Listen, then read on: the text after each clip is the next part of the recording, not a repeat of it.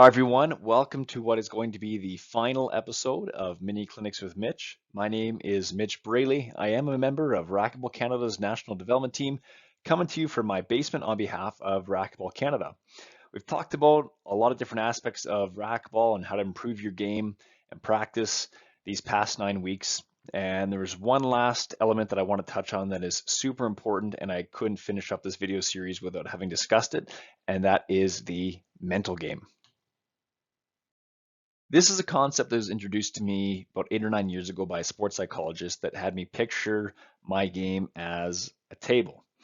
And the four legs of the table are represented by the four core aspects of what makes up a good racquetball game. So we have fitness and conditioning as one leg, technical skills is another. This would be things like having proper forehand, backhand mechanics, or footwork. Strategy and tactics, so things like shot selection or going into a match with a game plan. And then, of course, we have mental and psychological.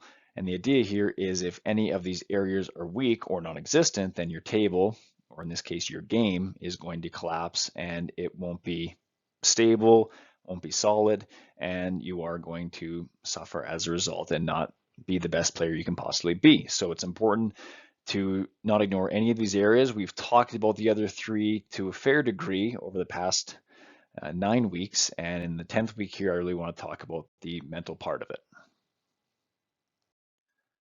I think there tends to be a lot of maybe doubt or a lack of faith in what mindset and a strong mental game can do, especially in the world of athletics. And the story about Roger Bannister, pictured here, and the first 4-minute mile is something that I think can help change people's perspectives, and it had a tremendous impact on me as well.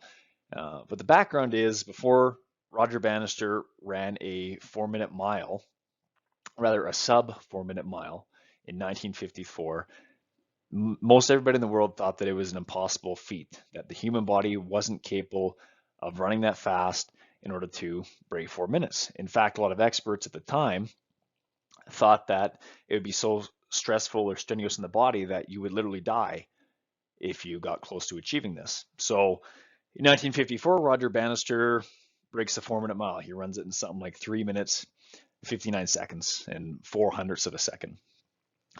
And impressive feat on its own. It made headlines and it was big news. It was a big deal. But the really cool thing is, after he broke this 4-minute mile mark that has stood the test of time, 47 days later, 48 days later, somebody else then broke his time, also breaking the 4-minute mile. And then within a matter of months, 3 more people broke it, and then more and more and more people not only broke the 4-minute mile, but also broke the time of those before them. And now today, thousands of people have beaten this mark, of course, and it's still very impressive, but it's just accepted that a human being can run a 4-minute mile. So it just goes to show that beforehand, when people thought it was impossible, nobody was able to do it. And as soon as you had someone like Roger Bannister here, who proved that the human body was capable of doing this, everybody went from thinking this can't be done, it's impossible, to, hey, this is possible. I just need to put in the right training. I need to have the right mindset. I believe that I can do it.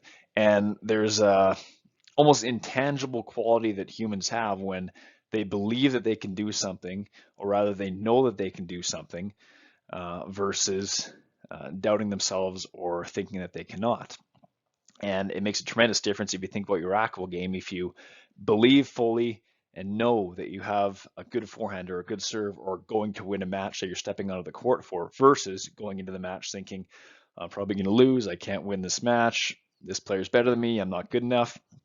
That's going to have an extraordinary impact on your level of play and your execution. So if you ever doubt how important the mental game is in racquetball or sports or life in general, maybe it's a career, relationship, etc., think back to Roger Bannister and realize that no, when humans know they can do something and truly believe it, they're capable of extraordinary things. Now, if only it were that easy to say, just believe in yourself, know you can do it. You can almost turn a switch on, so to speak, and never have to worry about your mental game again. Of course, that's not the case, and probably 100% of people watching this video know that.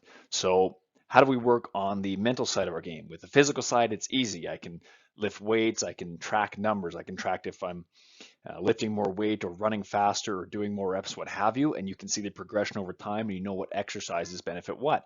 When it comes to the mental game, it can be a little bit more difficult. Now, one common tool here that a lot of people are quite familiar with, or at least heard the term, is visualization. So it's an especially powerful tool, and being that this whole video series is about how you can practice and improve your game without courts, this is the perfect way to do it. It's something you should be doing even when you have access to courts in the future. So even if you're setting aside 3 to 5 minutes a day, this is going to provide tremendous benefit. You don't have to do it for half hour or an hour. A few minutes is totally okay. But it does require practice to maintain your focus and maximize your results. So when you're trying to visualize, often your mind's going to wander. You're not going to focus on what you need to be, and that's okay. It's almost like you're training a muscle. So we'll talk a little bit more about what exactly you want to be visualizing. But just know that it is going to take work like anything. But if you stick with it and do it daily, you're going to see improvement in it, and it's going to translate into more success on the racquetball court.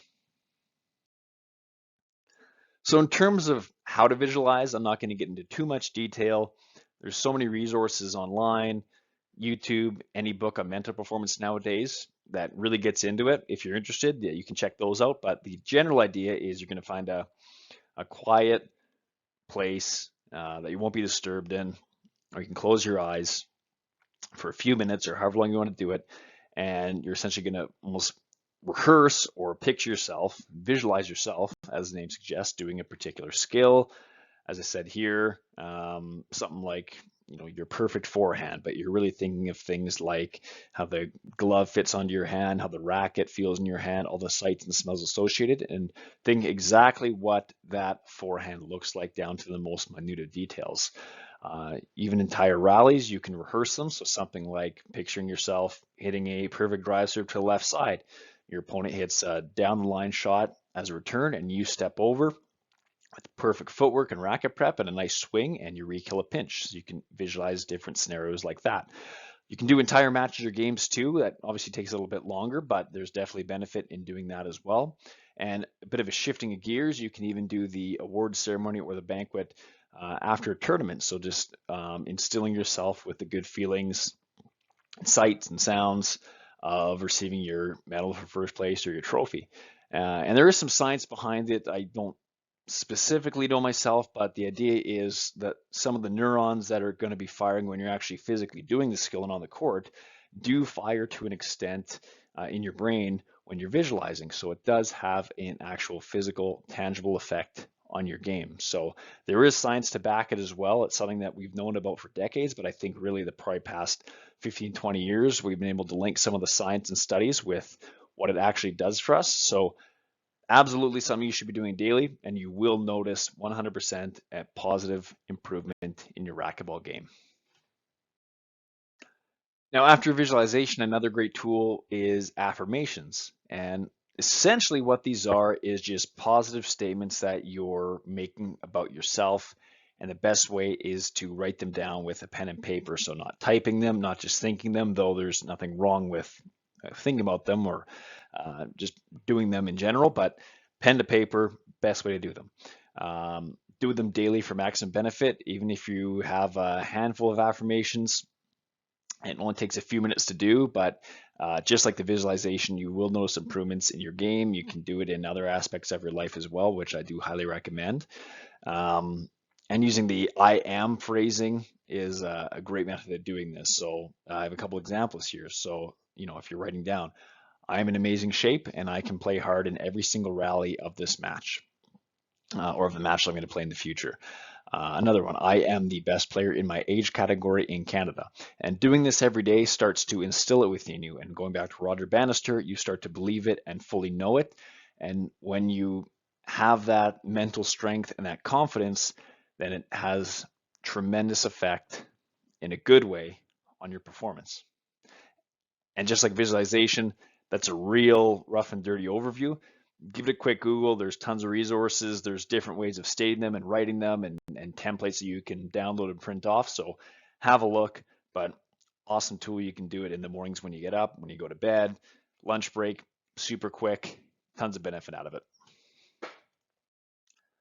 And lastly, we're going to talk about journaling. So what I highly recommend is getting a super simple, like a coiled notebook. This one's a little big, something smaller than this, and a pen, and keep it in your racquetball bag and bring it with you to your training sessions, your practice games, tournaments, course, workouts, and afterwards, great idea is to write down any thoughts or feelings or concerns, breakthroughs, ideas that you have during that session. So, it's a really good way to capture some different things that were working for you. Something like, hey, I realized when I pointed my toe a little bit more towards the front wall of my forehand, I was hitting with a lot more power and it felt better. So, in order for you to not forget that for next time, write it down in there. It takes all the ideas and things that circulate in your head and ruminate throughout a practice session. It just allows you to get them all on the paper so that you can store them and review them afterwards. And it's really good for any struggles or issues you're having. So you can write down something like, I felt really tight and tense and stressed in the middle part of every single match of my tournament. That'd be something you could look at and realize that you might need improvement on. So you can do some, visualization techniques, maybe some affirmations to start overcoming that, and just helps you review it a little bit better. But again, it's something you can do after training sessions, practice games, throughout a tournament. You can do it beforehand too, or at the very least, just review. But it's just an awesome way of getting all your thoughts onto a piece of paper. Similar in a way to the idea of how they say if you're angry with someone or have something you want to say to them, but you don't have the courage to say it to their face, you write that angry letter and you fold it as if you're going to mail it, put it in an envelope, but you never end up sending it. But it just helps get a lot off your chest and unload, and brings you a sense of relief. And this can have a very similar effect. Instead of letting things just bottle up and clog your mind, get them all out into the open, review it, think about it, and do this on a regular basis. Again, like anything, and you will see some benefits from it. And as always, for a brief recap, the mental aspect of your game is vitally important to becoming the best player you can be, so don't ignore it and don't neglect it. Remember Roger Bannister at all times. So when human beings know they can do something, they are capable of doing extraordinary things. So when you're going into a match thinking, I can't win this, think about Roger Bannister when the entire world was saying the 4-minute mile couldn't be run, and he did it. All of a sudden, look at what happens afterwards. People believe they can do it, and they go out and do it. Crazy how simple it can be. Visualize daily, so make sure you can find that quiet place to sit down, relax, close your eyes, and think about whatever particular skill or situation you want to work on. Get in the practice of affirmations. Have a look online, figure out some phrasing or methods of doing it that work best for you. The ways I talked about are just the ways that I enjoy doing it, but there's tons of different options, and you're going to eventually find one that fits with how you like to do them. And get a journal, start journaling, not just for your affirmations, but also for after practice sessions, tournament matches. Write down your thoughts, your feelings, your concerns. Have a look back, review these thoughts, and you're going to notice some improvements in your racquetball game, and even other aspects of your life that you can translate it into.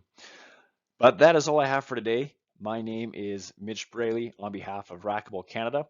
It's been an absolute pleasure these last 10 weeks coming at you with different types of content. Again, the whole purpose of this video series was ways that you can improve your game while courts remain closed. Unfortunately, I thought by the end of this series here, we'd start to see some courts opening again. It looks like we're still a bit of a ways down. Hopefully, as we get into the summer, that changes. We can start getting back to practicing, maybe playing some drop-in games, and maybe even one day some tournaments, and we can all see each other again, reconnect with some old friends, make some new ones.